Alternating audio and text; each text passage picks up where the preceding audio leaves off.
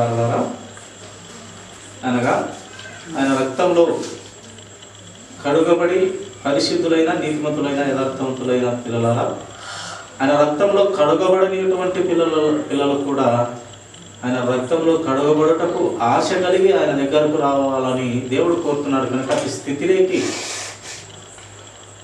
దేవుడు రావాలని ఈ గొప్ప గ్రంథాన్ని ప్రవక్తల ద్వారా, మహాభక్తుల ద్వారా, భక్తురాళ్ళ ద్వారా దేవుడు మంచి మనసుతో ఈ గొప్ప దివ్య గ్రంథాన్ని, ఇది ఈ లోక సంబంధమైన బుక్ కాదు, అనగా బైబిలు ఈ లోక సంబంధమైనది కాదు, అది పరలోకం నుండి వచ్చినటువంటి మహాజ్ఞానంతో కూడుకున్నటువంటి ఈ గ్రంథము దిగు నుండి భూమికి వచ్చింది, ఆయన నోటి మాట ద్వారాగా వచ్చింది. ఈ గ్రంథము రావటమే కాదు, ఆయన వాక్కు రావటమే కాదు, సాక్షాత్తు యేసు క్రీస్తు ప్రభు వారే, ఆ దేవుడే మళ్ళీ దిగి వచ్చి మన కోసం మరణమైన గొప్ప దేవునికి మనము ఆయన మాట మీద శ్రద్ధాశక్తులు పెట్టి విన్నదాని ప్రకారం గ్రహింపు ఉండాలి. ప్రియ గ్రహింపు ఉండి దాని ప్రకారం బ్రతకగలిగే బిడ్డలుగా ఉండాలని దేవుడు కోరుకుంటున్నారు. కనుక అటు స్థితిలో మనము ఎదుగుదాము. చేరువచ్చినటువంటి విలుచున్నందరికీ ప్రభునామంలో ఉన్నారండి. చూడండి, తీతుకు రాసినటువంటి పత్రిక మరొకసారి చదువుకున్నాము. 1వ అధ్యాయము 9వ వచనం. తాను వితబోధ విషయమై జనులను హెచ్చరించుటకును. చూడండి, ఇక్కడ ఉన్నటువంటి భక్తుడు హితబోధ అనగా మంచి బోధ, ఇంకా ఆరోగ్యకరమైన బోధ. అది హితబోధ అంటే మంచి బోధ, ఆరోగ్యకరమైన బోధ, దేవుని సంబంధమైన శుభవార్త అయినటువంటి బోధ విషయమై జనులను హెచ్చరించుటకును. ఈ మంచి బోధ జనులకు హెచ్చరించుట కోసమై ఒక భక్తుడు తాపత్రపడుతూ హెచ్చరించుటకును, ఎదురాడు వారి మాట ఖండించుటకును. అంటే ఈ మంచి బోధ విషయమై లేక ఆరోగ్యకరమైన బోధ విషయమై ఎదురాడుతుంటారు కొంతమంది. అంటే వాక్యాన్ని లెక్క చేయనటువంటి వారి విషయమై వారిని ఎదిరించుటకు భక్తుడు ఇక్కడ వ్రాయిస్తూ వచ్చినాడు. వారితో కూడా హెచ్చరించుటకు, ఎదురాడి వారి మాట ఖండించుటకు, ఎదురు తిరుగు వారి మాటను ఖండించుటకు దేవుని వాక్యము శక్తి అయి ఉన్నది. ప్రియ ఖండించుటకును శక్తి గలవాడనగునట్లు ఉపదేశమును అనుసరించి నమ్మదగిన బోధను, దేవుని ఉపదేశమును అనుసరించి నమ్మదగిన బోధను గట్టిగా చేపట్టుకొని వాడునై ఉండాలి. మంచిదైన నమ్మకమైన బోధను గట్టిగా చేపట్టుకోవాలి అంటూ లేఖన భాగం మనకు తెలియపరుస్తుంది, హెచ్చరిస్తూ ఉంది. భక్తుని ద్వారా హెచ్చరిస్తూ ఉంది. ఈ భక్తుడు అతని సొంత మాట పలికినాడా లేక దేవుని మాట పలికినాడంటే, దేవుడు ఒక మాట చెప్పినాడు. ఏంటి ఆ మాట? మనిషిని ఇచ్చ నుండి, మనిషిని ఆలోచన నుండి దేవుని వాక్యము పుట్టలేదు, కానీ దేవ ఉగ్రతతో దేవుని నుండి పుట్టినది వాక్యము, ఆ వాక్కు అని తెలియపరుస్తూ వచ్చింది గ్రంథము, పరిశుద్ధాత్మదేవుడు. మనిషి ఆలోచన నుండి అయితే దేవుని వాక్యము పుట్టలేదు. పరిశుద్ధాత్మ ప్రేరణ పొందుకొని మనుషుడే దేవుని వాక్యాన్ని పలుకుతూ వచ్చినాడు. అంటే దేవుని ఆలోచన కాదు ఇది అనేది మొదటిగా మనము గుర్తించాలి. ఆయన మంచి ఉపదేశములు, ఆరోగ్యకరమైన బోధ, మంచి బోధ ఇది మనిషి ఇచ్చ నుండి వచ్చేది కాదు, పరలోక రాజ్యము నుండి దిగి వచ్చినటువంటి బోధ విషయంలో ఎలా ఉండమని మనకు వాక్యం తెలియపరుస్తుందంటే, ఆ నమ్మదగిన బోధను గట్టిగా చేపట్టుకున్న వారిగా ఉండాలి అంటూ భక్తుడు తన దేవుని ప్రజలకు తెలియపరుస్తూ ఉన్నాడు. ఆయన హెచ్చరింపు, దేవుని హెచ్చరింపు భక్తులు తెలియపరుస్తూ ఉంటారు, లేదా ప్రవక్తలు బయలుపరుస్తూ ఉంటారు. అప్పటికి వినకుంటే కొన్ని చిన్న చిన్న గాయాలు పెడతారు, అప్పటికి వినకుంటే పెద్ద పెద్ద శ్రమల్లోకి నెట్టుతాడు. అప్పటికి వినకుంటే ఒకసారి మరణము అంచు వరకు తీసుకొని పోతాడు. అనగా మరణం అంచుకు మంచాన పడేస్తాడు, లేకుంటే గొప్ప యాక్సిడెంట్ చేసి మరణము రుచి చూపించి మళ్ళీ తిరిగి తీసుకొస్తాడు. ఎవరు? దేవుడు. మరణాన్ని రుచి పోయింద్ర పానం అన్నట్టుగా ఆ రుచి చూపించి మళ్ళీ బ్రతికిస్తాడు. ఇప్పటికైనా మాట్లాడము ఈ దరిద్రుడైన నా భక్తుడు, ఈ దరిద్రుడు పుట్టించినందుకు ఎన్నోసార్లు, మనల్ని పుట్టించినందుకు దేవుడు ఎన్నోసార్లు అంట హృదయంలో నొచ్చుకున్నాడంట. ఆయన నొచ్చుకొని చాలా మాట 2 మాటలుగా చంపేసినాడు జనాన్ని. అంత పాపపు స్వభావం కలిగినటువంటి పురుగు వంటి మనుషులు మనం నీతిమంతులు ఎప్పటికీ కాలేము. రక్షణలో ఉన్నప్పటికీ ఈ అపవాదిగాడు మనను ఏలనికే ప్రయత్నిస్తుంటాడు. ఏ దాంట్లో పాపములు ఏలనికి ప్రయత్నిస్తుంటాడు ఈ లోక అపవాది. మనకి అదే పని అన్నమాట. కానీ క్రీస్తు పని ఆ పాపములు నలిగి చచ్చిపోయిన జీవితాలను లేవనెత్తి వెలుగు సంబంధులుగా వెలుగులో బ్రతకండి, క్రీస్తు రెక్కల నీడలో బ్రతకండి. ఆ బలిష్టమైన రెక్కల నీడలోకి వస్తే ఏ అపవాది ఆ వాక్యాన్ని ఎత్తుకోలేదు, ఆ మనిషిని, దేవుని బిడ్డను ఎత్తుకోలేదు. వాక్యము తెలియాలి. దేవుని ప్రతి ప్రణాళిక ఆ నరులముగా మనము తెలుసుకొని ఉండాలి. అప్పుడు అపవాదిగాడు మనల్ని ఎత్తుకొని పోయినాడు. దేవుని ప్రణాళిక, దేవుని ఆలోచన, దేవుని చిత్తము, దేవుని ప్రతి ప్రత్యక్షత తెలుసుకున్నవాడే దేవునికి భక్తుడవుతాడు. ఆ భక్తుని దగ్గర నుంచి ఎంతలా అపవాదైనా ఏం చేయలేడు. ఎగ్జాంపుల్ మనకు యోబు గారు ఎంత శ్రమలు, విలుకులు, బాధలు, ఇబ్బందులకు గురి చేసిన, కుప్పలుగా తన కుటుంబంలోని మరణాలు ముందు వేసిన, కుప్పలుగా తన పశు సంపద అంతా పోయిన, స్నేహితులు అసహించుకున్న, ఒళ్ళంతా కురుపులతో చిల్ల పెంకు తీసుకొని గీక్కుంటున్నా కూడా ప్రభువును వదిలే ప్రసక్తే లేదు అన్నాడు భక్తుడు. కనుక ప్రియ దేవుని సంగమా, మనము ఆ నమ్మదగిన బోధను గట్టిగా చేపట్టుకునే వారిగా ఉండాలని హెచ్చరిస్తూ ఉన్నాడు భక్తుని ద్వారా. దేవుడి పరిశుద్ధాత్మ దేవుని ప్రేరణతో ఆ యొక్క దేవుని ఆలోచనతో హెచ్చరిస్తూ ఉంటారు మన దేవుని సేవ చేసేటువంటి వారు. ప్రియ చూడండి, అదే తీతుకు 2వ అధ్యాయం 6వ వచనం ఒక మాట చదువుకుందాము. తీతుకు రాసిన పత్రిక 2వ అధ్యాయం 6వ వచనం. అటువలనే స్వస్థ బుద్ధి గలవారై ఉండవలనని యవ్వన పురుషులను హెచ్చరించుము. యవ్వన పురుషులనే ఎందుకు హెచ్చరించాలి? ముసిలోలను హెచ్చరించవచ్చు కదా, లేక పసిపిల్లలను హెచ్చరించవచ్చు కదా దేవుని వాక్యముతో. ఎలా ఉండాలని? స్వస్థ బుద్ధి గలవారై, మంచి బుద్ధి గలవారై, ఆరోగ్యకరమైన బుద్ధి గలవారై, బుద్ధి కుతంత్రాలు, సాతాను తలకాయ నొప్పి ఆ ఆలోచనలు పురులో పెట్టుకొని లేని బాధలు, లేని రోగాలు తెచ్చుకోకుండా ఎలా ఉండాలంటే మన పుర్రె, మన తల, మన హృదయ ఆలోచనలు స్వస్థ బుద్ధి, మంచి బుద్ధి గలవారిగా ఉండాలని యవ్వన పురుషులకు హెచ్చరించమని దేవుని వాక్యం మనకు వివరిస్తుంది. యవ్వన పురుషులకు మాత్రమే కాదు, అందరికీ హెచ్చరించవచ్చును వాక్యము. దేవుని హితోపదేశము, దేవుని మంచి ఉపదేశము అందరికీ ఉపయోగపడుతుంది. కానీ ఇక్కడ యవ్వన పురుషులకు హెచ్చరించమంటుంది. యవ్వన కాలమున నరుడు దేవుని కాలం వస్తే మంచిదంట అంట కాదు, అది మంచిది దేవుని మాట. ఆయన కాడి మోస్తే మంచిది. ఏంది ఆ కాడి బరువు అంటే, ఆయన కాడి బరువు ఉండదు, సులువే ఆయన కాడి. ఆయన మార్గాల్లోకి వస్తే నీ బ్రతుకు ఈ లోకంలో ధన్యమవుతుంది, పరలోక రాజ్యంలో మరింత ధన్యతలోకి వెళ్తుంది.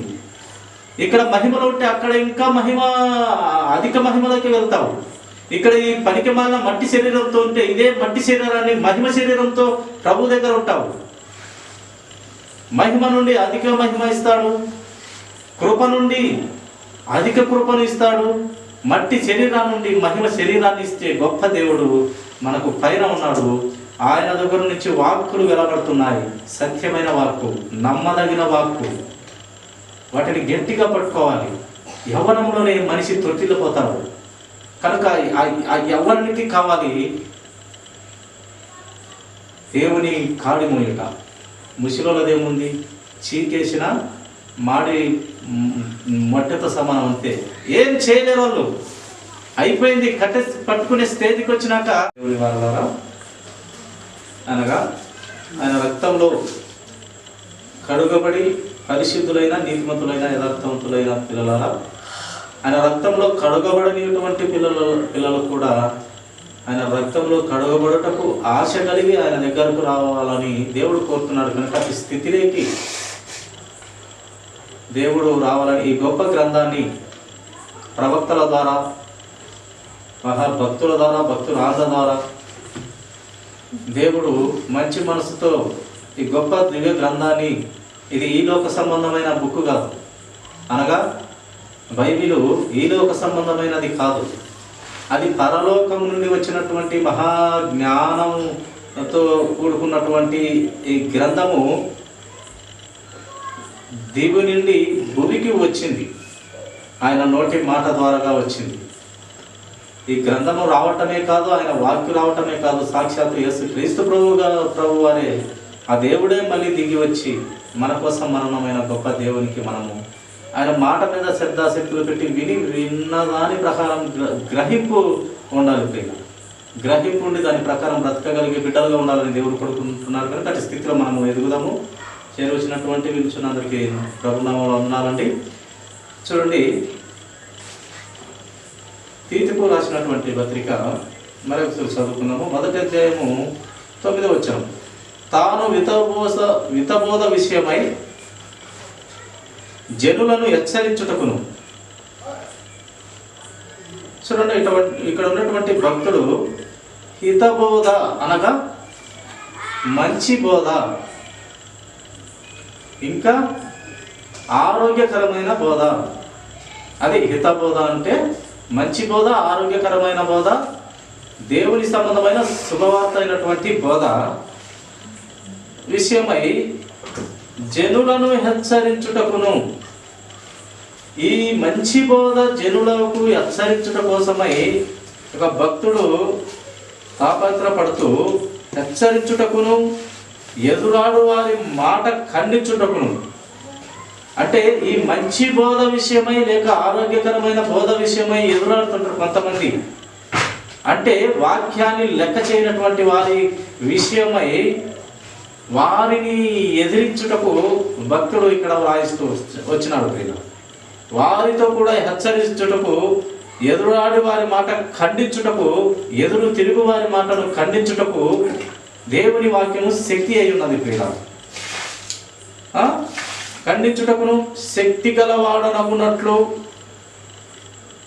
ఉపదేశమును అనుసరించి నమ్మదగిన బోధను, దేవుని ఉపదేశమును అనుసరించి నమ్మదగిన బోధను గట్టిగా చేపట్టుకొని వాడునై ఉండాలి. మంచిదైన నమ్మకమైన బోధను గట్టిగా చేపట్టుకోవాలి అంటూ లేఖన భాగం మనకు తెలియపరుస్తుంది, హెచ్చరిస్తూ ఉంది. భక్తుని ద్వారా హెచ్చరిస్తూ ఉంది. ఈ భక్తుడు అతని సొంత మాట పలికినాడా లేక దేవుని మాట పలికినాడంటే, దేవుడు ఒక మాట చెప్పినాడు. ఏంటి ఆ మాట?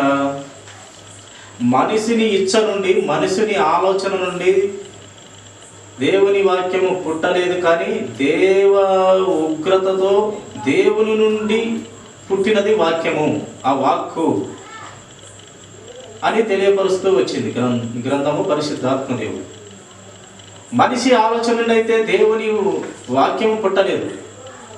పరిశుద్ధాత్మ ప్రేరణ పొందుకొని మనుషుడే దేవుని వాక్యాన్ని పలుకుతూ వచ్చినాడు. అంటే దేవుని ఆలోచన కాదు ఇది అనేది మొదటిగా మనము గుర్తించాలి. ఆయన మంచి ఉపదేశములు, ఆరోగ్యకరమైన బోధ, మంచి బోధ ఇది మనిషి ఇచ్చ నుండి వచ్చేది కాదు, పరలోక రాజ్యము నుండి దిగి వచ్చినటువంటి బోధ విషయంలో ఎలా ఉండమని మనకు వాక్యం తెలియపరుస్తుందంటే, ఆ నమ్మదగిన బోధను గట్టిగా చేపట్టుకున్న వారిగా ఉండాలి అంటూ భక్తుడు తన దేవుని ప్రజలకు తెలియపరుస్తూ ఉన్నాడు. ఆయన హెచ్చరింపు, దేవుని హెచ్చరింపు భక్తులు తెలియపరుస్తూ ఉంటారు, లేదా ప్రవక్తలు బయలుపరుస్తూ ఉంటారు. అప్పటికి వినకుంటే కొన్ని చిన్న చిన్న గాయాలు పెడతారు, అప్పటికి వినకుంటే పెద్ద పెద్ద శ్రమల్లోకి నెడతాడు, అప్పటికి వినకుంటే ఒకసారి మరణము అంచు వరకు తీసుకొని పోతాడు. అనగా మరణం అంచుకు మంచాన పడేస్తాడు, లేకుంటే గొప్ప యాక్సిడెంట్ చేసి మరణము రుచి చూపించి మళ్ళీ తిరిగి తీసుకొస్తాడు. ఎవరు? దేవుడు. మరణాన్ని రుచి పోయిందిరా పానం అన్నట్టుగా ఆ రుచి చూపించి మళ్ళీ బ్రతికిస్తాడు. ఇప్పటికైనా మాట్లాడము, ఈ దరిద్రుడైన నా భక్తుడు, ఈ దరిద్రుడు పుట్టించినందుకు ఎన్నోసార్లు, మనల్ని పుట్టించినందుకు దేవుడు ఎన్నోసార్లు అంట హృదయంలో నొచ్చుకున్నాడంట. ఆయన నొచ్చుకొని చాలా మాటలు 2 మాటలుగా చంపేసినాడు జనాన్ని. అంత పాపపు స్వభావం కలిగినటువంటి పురుగు వంటి మనుషులు మనం, నీతిమంతులు ఎప్పటికీ కాలేము. రక్షణలో ఉన్నప్పటికీ అపవాదిగాడు మనను ఏలనికే ప్రయత్నిస్తుంటాడు, ఏదంటో పాపములో ఏలనికి ప్రయత్నిస్తుంటాడు ఈ లోక అపవాది. మనకి అదే పని అన్నమాట. కానీ క్రీస్తు పని ఆ పాపములో నలిగి చచ్చిపోయిన జీవితాలను లేవనెత్తి వెలుగు సంబంధులుగా, వెలుగులో బ్రతకండి, క్రీస్తు రెక్కల నీడలో బ్రతకండి. ఆ బలిష్టమైన రెక్కల నీడలోకి వస్తే ఏ అపవాది ఆ వాక్యాన్ని ఎత్తుకోలేదు, ఆ మనిషిని, దేవుని బిడ్డను ఎత్తుకోలేదు. వాక్యము తెలియాలి. దేవుని ప్రతి ప్రణాళిక ఆ నరులముగా మనము తెలుసుకొని ఉండాలి. అప్పుడు అపవాదిగాడు మనల్ని ఎత్తుకొని పోయినాడు. దేవుని ప్రణాళిక, దేవుని ఆలోచన, దేవుని చిత్తము, దేవుని ప్రతి ప్రత్యక్షత తెలుసుకున్నవాడే దేవునికి భక్తుడవుతాడు. ఆ భక్తుని దగ్గర నుంచి ఎంతలా అపవాదైనా ఏం చేయలేడు. ఎగ్జాంపుల్ మనకు యోబు గారు ఎంత శ్రమలు, విలుకులు, బాధలు, ఇబ్బందులకు గురి చేసిన, కుప్పలుగా తన కుటుంబంలోని మరణాలు ముందు వేసిన, కుప్పలుగా తన పశు సంపద అంతా పోయిన, స్నేహితులు అసహించుకున్న, ఒళ్ళంతా కురుపులతో చిల్ల పెంకు తీసుకొని గీక్కుంటున్నా కూడా ప్రభువును వదిలే ప్రసక్తే లేదు అన్నాడు భక్తుడు. కనుక ప్రియ దేవుని సంగమా, మనము ఆ నమ్మదగిన బోధను గట్టిగా చేపట్టుకునే వారిగా ఉండాలని హెచ్చరిస్తూ ఉన్నాడు భక్తుని ద్వారా. దేవుడి పరిశుద్ధాత్మ దేవుని ప్రేరణతో, ఆ యొక్క దేవుని ఆలోచనతో హెచ్చరిస్తూ ఉంటారు మన దేవుని సేవ చేసేటువంటి వారు. ప్రియ చూడండి, అదే తీతుకు 2వ అధ్యాయం 6వ వచనం ఒక మాట చదువుకుందాము. తీతుకు రాసిన పత్రిక 2వ అధ్యాయం 6వ వచనం. అటువలనే స్వస్థ బుద్ధి గలవారై ఉండవలనని యవ్వన పురుషులను హెచ్చరించుము. యవ్వన పురుషులనే ఎందుకు హెచ్చరించాలి? ముసిలోలను హెచ్చరించవచ్చు కదా, లేక పసిపిల్లలను హెచ్చరించవచ్చు కదా దేవుని వాక్యముతో. ఎలా ఉండాలని? స్వస్థ బుద్ధి గలవారై, మంచి బుద్ధి గలవారై, ఆరోగ్యకరమైన బుద్ధి గలవారై, కుతంత్రాలు, సాతాను తలకాయ నొప్పి ఆ ఆలోచనలు పురులో పెట్టుకొని లేని బాధలు, లేని రోగాలు తెచ్చుకోకుండా ఎలా ఉండాలంటే మన పుర్రె, మన తల, మన హృదయ ఆలోచనలు స్వస్థ బుద్ధి, మంచి బుద్ధి గలవారిగా ఉండాలని యవ్వన పురుషులకు హెచ్చరించమని దేవుని వాక్యం మనకు వివరిస్తుంది. యవ్వన పురుషులకు మాత్రమే కదా, అందరికీ హెచ్చరించవచ్చును వాక్యము. దేవుని హితోపదేశము, దేవుని మంచి ఉపదేశము అందరికీ ఉపయోగపడుతుంది. కానీ ఇక్కడ యవ్వన పురుషులకు హెచ్చరించమంటుంది.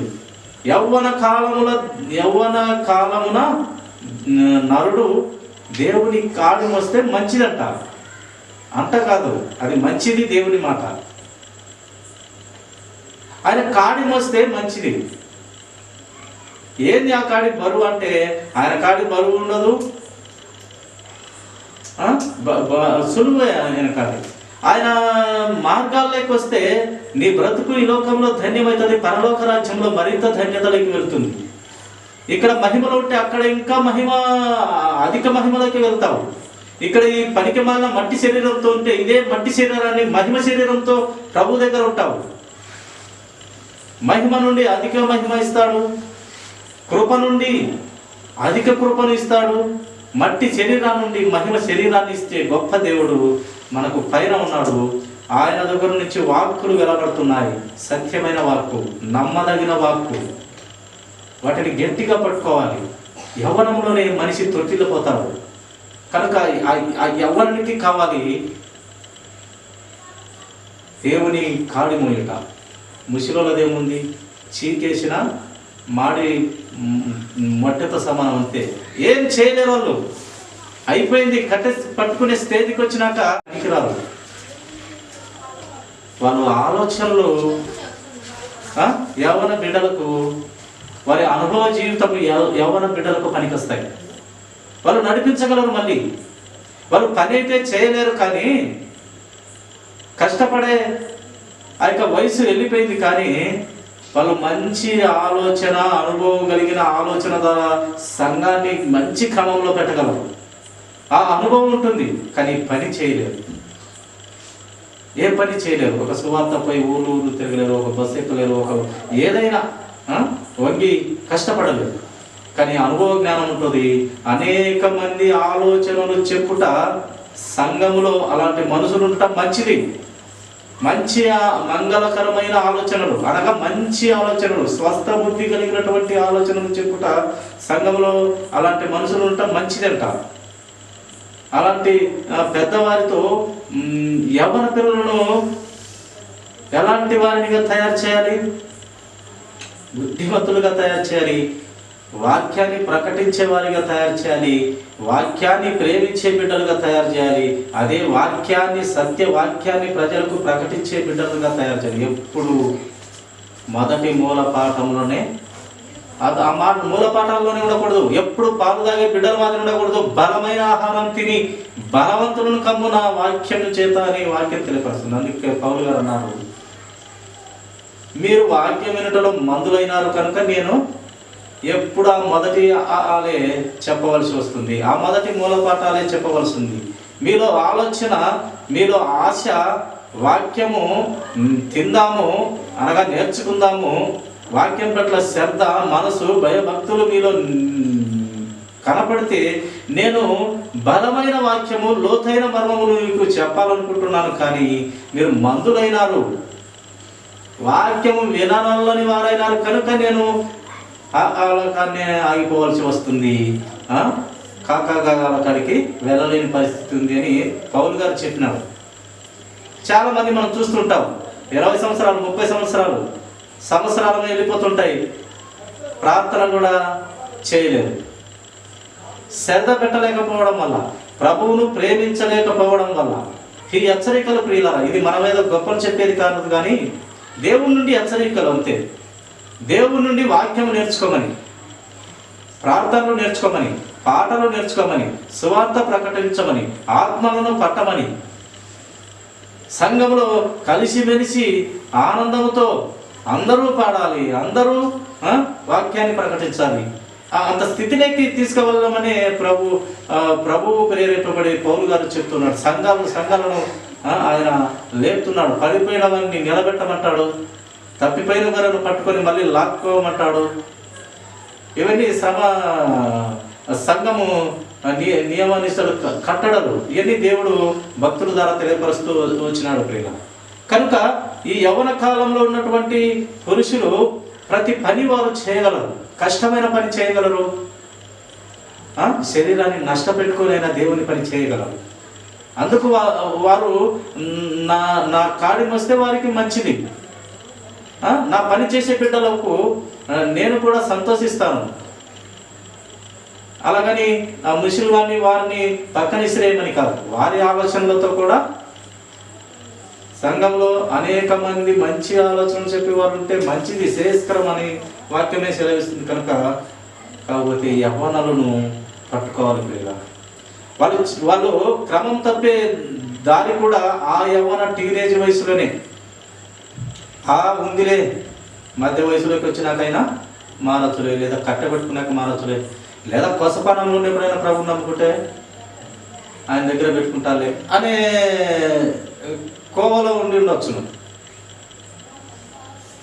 ఇప్పుడేంది అంత అనుభవించే జీవితం, సినిమాలు, షికార్లు,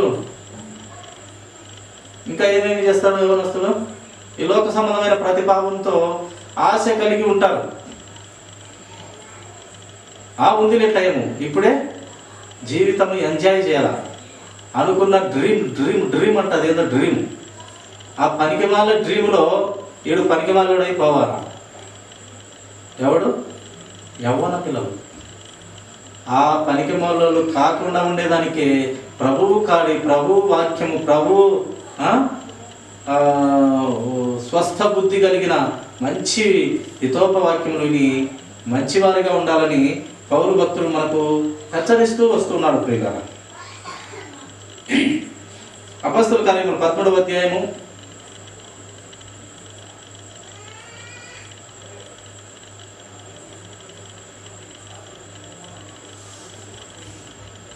43వ వచనం మాట చదువుదామండి. సమాజ మందిరము లోని వారు లేచిన తరువాత అనేకులు యూదులను భక్తి పరులైన యూద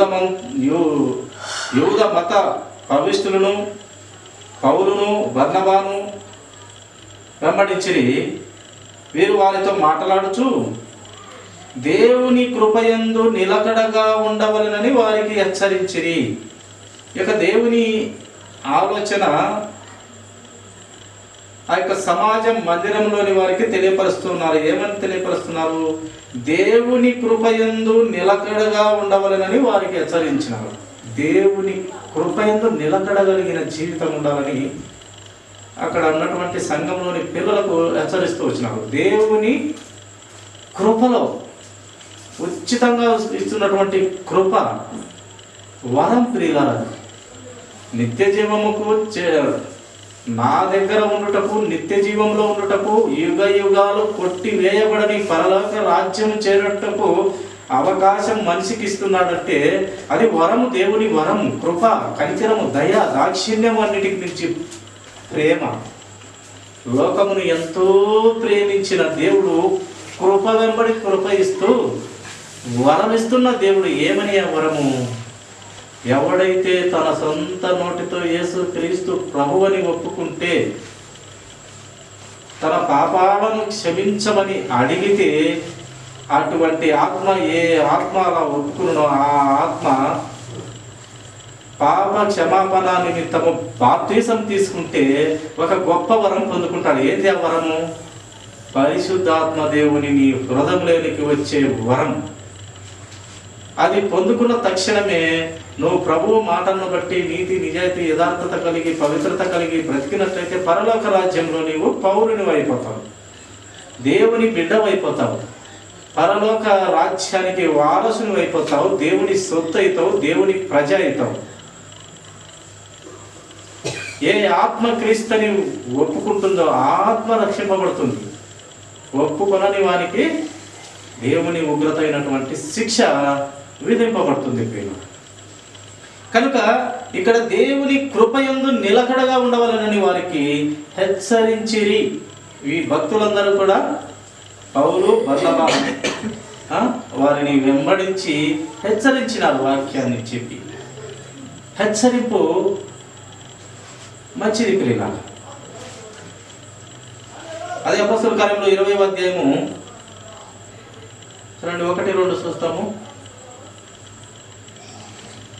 మొదటి 2 వచనాలు.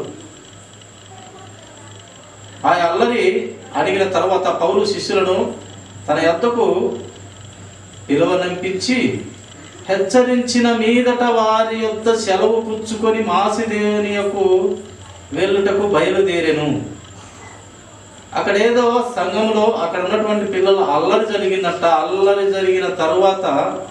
అల్లరి అయిన తర్వాత పౌలు శిష్యులను తన యొద్దకు పిలువనంపించి, అనగా క్రీస్తు ఆలోచనలోకి వచ్చినటువంటి పిల్లలను పిలువనంపించి, అల్లరి అయిన తర్వాత పిలిపించి హెచ్చరించిన మీదట, కొన్ని మాటలు దేవుని మాటలతో వారికి హెచ్చరించిన మీదట వారి యొద్ద నుండి సెలవు పుచ్చుకున్నాడు.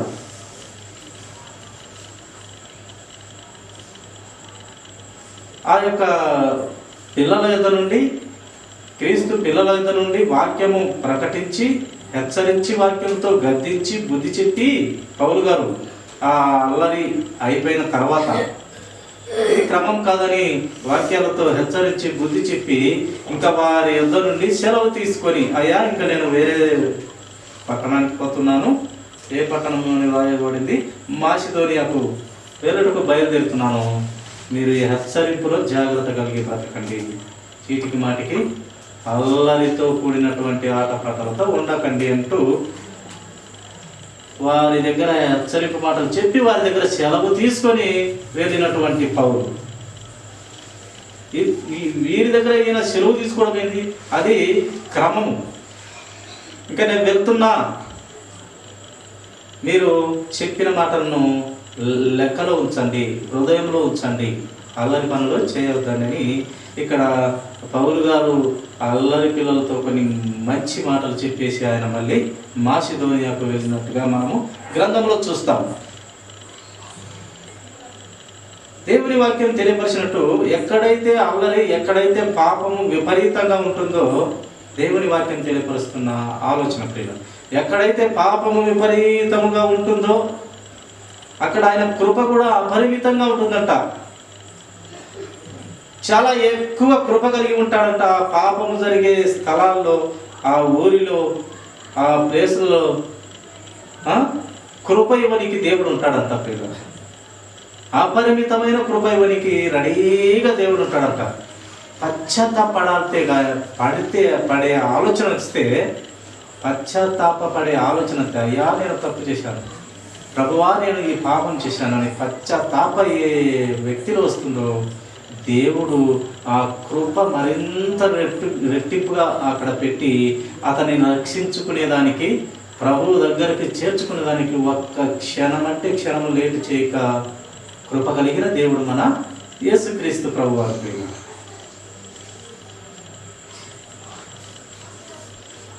తిమోతికి రాసినటువంటి మొదటి పత్రిక 5వ అధ్యాయము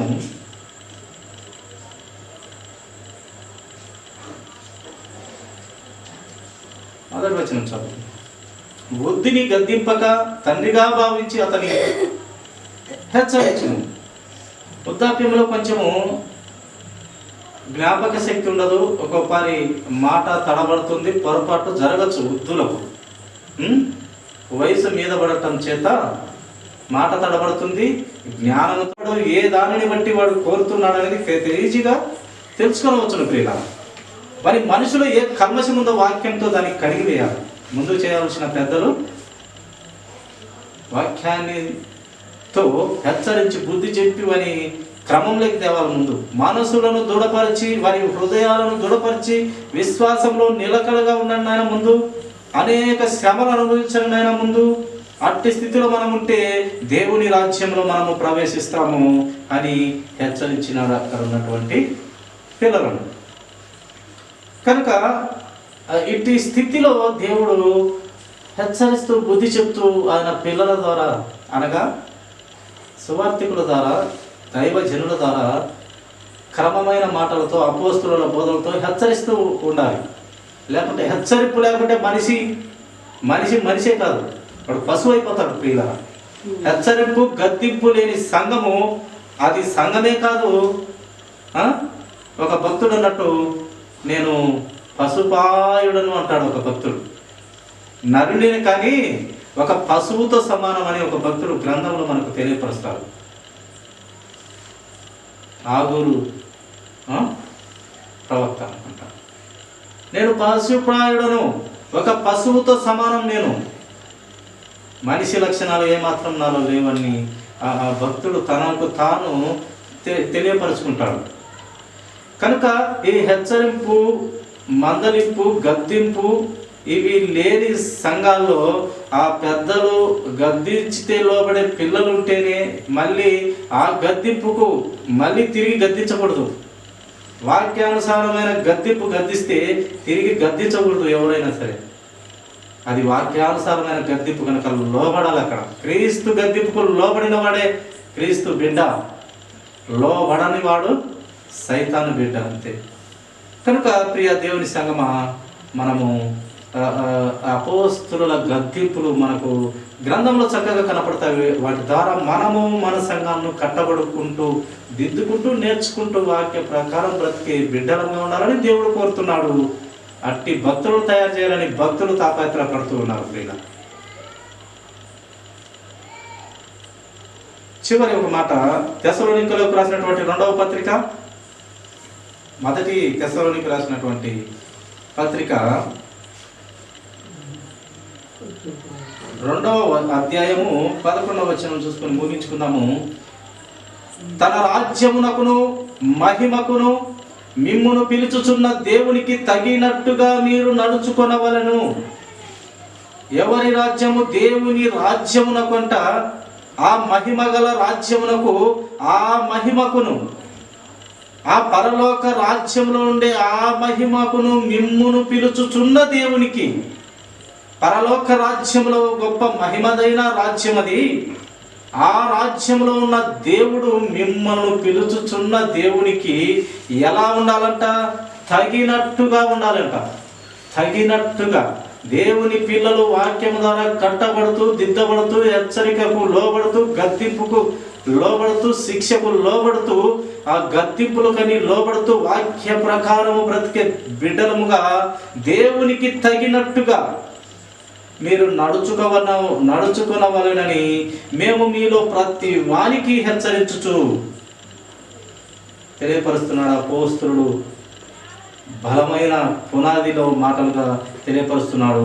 మేము మీలో ప్రతి వారిని హెచ్చరించుచు ధైర్యపరచుచు సాక్ష్యమిచ్చుచు. మా సాక్ష్యం అల్లటప్పగా లేదు. మా సాక్ష్యము దేవునికి తెలుసు, మధ్యలో మాకు దేవునికి తెలుసు, సరే మీకు కూడా తెలుసు. మా సాక్ష్యము అటు ఇటు లేదు, కరెక్ట్గా ఉంది. అటువంటి కరెక్ట్ అయిన సాక్ష్యంతో మిమ్మల్ని హెచ్చరిస్తున్నాము, ధైర్యపరుస్తున్నాము, వాక్యముతో కడుగుతున్నాము. మీరు ఎలా ఉండాలి?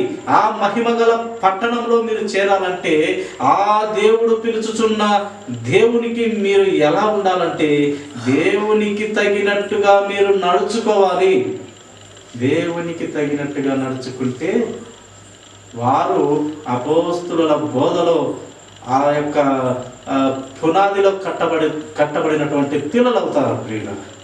అంతేకాని ఏదైనా వాక్యముతో హెచ్చరిస్తున్న ఆ శిక్షకు లోబడాలి, గద్దింపుకు లోబడాలి, ఆ హెచ్చరింపుకు లోబడాలి. ఆ ధైర్యపరచు వాక్యాలు, ఆ అధైర్యంలో పాపములో ఉండి అధైర్యంలో ఉన్న వారిని ధైర్యపరిచే దేవుని వాక్యంతో నిలబెడతారు. మన సంఘ పెద్దలు కానివ్వండి, వాక్యముతో బలంగా వాడబడుతున్న మన దేవుని సేవకులు కానివ్వండి, అలా పెరగాలి మన సంఘంలో. కనుక ఈ హెచ్చరికలు, గద్దింపులు, మంచి సువార్త, మంచి బోధ, హితబోధ, ఆరోగ్యకరమైన బోధ, దేవుని అమూల్యమైన మాటలతో మనం కట్టబడుతూ దిద్దబడుతూ ప్రతిరోజు వాక్యము నేర్చుకుంటూ ముందుకు వెళ్తూ మనము సరి చేసుకుంటూ ముందుకు వెళ్ళడమే ఆత్మీయంగా మనము కట్టుకోవడమే ప్రియుల.